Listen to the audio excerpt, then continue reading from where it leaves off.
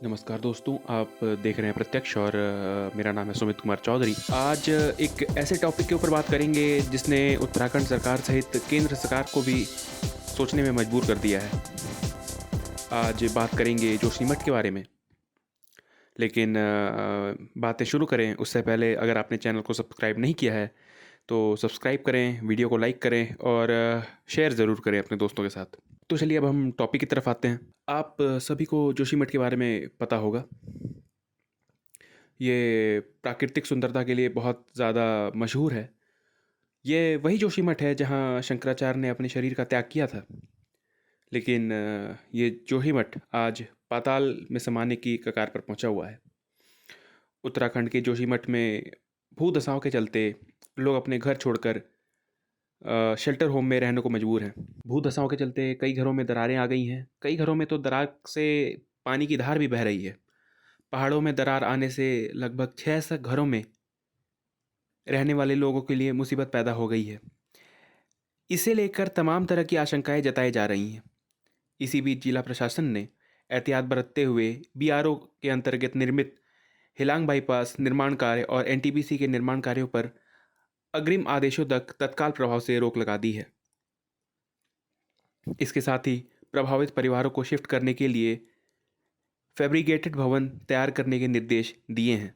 तो इस सब के बीच सवाल ये खड़ा होता है कि ये जो जोशीमठ है, जिसे स्वर्ग का द्वार भी कहा जाता है, उसके जो ये हालात उत्पन्न हुए हैं वहाँ पर, उसके लिए ज़िम्मेदार कौन है? इस शहर में ज़मीन धंसने का सिलसिला लगातार जारी है। घरों में दरारें आ गई हैं, ज़मीनें फटने लगी हैं और सड़कें धंस चुकी हैं। बेतरतीब निर्माण, जल रिसाव और मिट्टी का कटाव लोगों के लिए आफत बन गया है। इसी बीच भूस्खलन की जद में आने से भगवती मंदिर धराशायी हो गया है। बताया जा रहा है कि सिंहपुर वार्ड में यह पहला मामला है।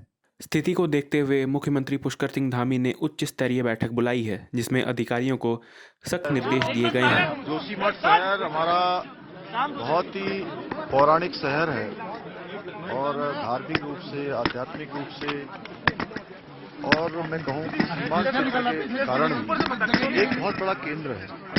और अभी चूंकि तात्कालिक स्थिति में ये आपदा आई है, तो इस आपदा में हमारा सबसे पहला काम तो यह है कि सभी को हम कैसे सुरक्षित कर पाएं, जान माल की सुरक्षा हो। और जो नुकसान हुआ है, क्योंकि उसके लिए हमारे भूवैज्ञानिक बहुत सारी संस्थाओं के इस पर अपना अध्ययन कर रहे हैं और अध्ययन करने के बाद ही पता लगेगा कि आखिर किन कारणों से ये हो रहा है। लेकिन अभी हमारी प्रायोरिटी है कि जिन घरों पर ये खतरा आया हुआ है, जहां भी दरारें पड़ी हुई हैं, उन सभी को सुरक्षित स्थानों पर निकालें, उनको सुरक्षित करें। हम सेक्टर स्तर पर भी जो है इस पर अधिकारी लोगों को नियुक्त कर रहे हैं कि जो प्रत्येक घरों की चिंता करेंगे, प्रत्येक यहाँ के लोगों की चिंता करेंगे।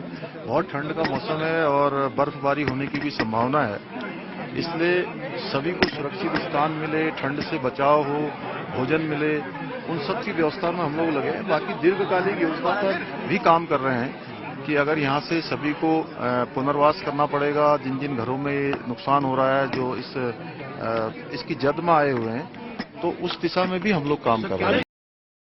उत्तराखंड में पवित्र बद्रीनाथ धाम से जोशीमठ की दूरी सिर्फ 50 किलोमीटर है, जिससे प्रशासन और सरकार और अलर्ट पर है। लेकिन खबरें ये भी है कि जोशीमठ के ऐसे हालात के लिए उत्तराखंड सरकार को करीब 47 साल पहले ही चेताया गया था। मिश्रा आयोग की रिपोर्ट ने विस्तार से जोशीमठ में आने वाले खतरे को बताया था, लेकिन सरकार ने रिपोर्ट को ठंडे बस्ते में डाल दिया। लोगों के बीच बस यही सवाल खड़ा हो रहा है कि आखिर यहाँ धरती धंस क्यों रही है। जोशीमठ में ही एनटीपीसी पावर प्रोजेक्ट के टनल में निर्माण कार्य चल रहा है।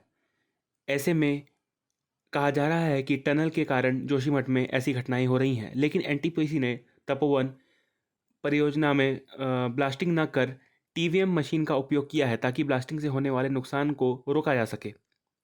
काम तब तक ठीक चल रहा था जब तक टीवीएम मशीन सुरंग बना रही थी, लेकिन 2009 में सुरंग का 11 किलोमीटर काम हो जाने के बाद टीवीएम खुद ज़मीन में धंस गई। 27 सितंबर 2009 को पहली बार टीवीएम अटकी। इसके बाद इस मशीन से 6 मार्च 2011 में फिर से काम शुरू हुआ।